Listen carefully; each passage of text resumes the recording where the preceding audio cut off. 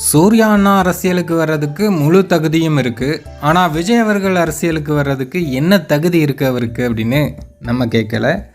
சத்யராஜோட மகள் அவங்க இப்போ ஒரு வீடியோ வெளியிட்டு பேசியிருக்காங்க. அதில் தான் அவங்க கேட்குறாங்க. அவங்க என்ன சொல்கிறாங்க அப்படின்னா, சூர்யா அண்ணா அகரம் ஃபவுண்டேஷன் மூலமாக எத்தனை மாணவர்களை படிக்க வைத்து கொண்டிருக்கிறார்?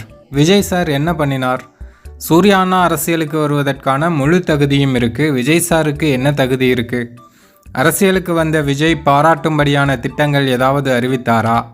எந்த விதமான பாராட்டும்படியான திட்டங்களையும் அவர் அறிவிக்கவில்லை. ஆக மொத்தம் எந்த தெளிவும் இல்லாமல் அரசியலுக்கு வந்திருக்கிறார். அதனால்தான் அவர் அரசியலுக்கு தகுதியற்றவர் என்று சொல்கிறேன் அப்படின்னு சத்யராஜோட மகள் சொல்லியிருக்காங்க.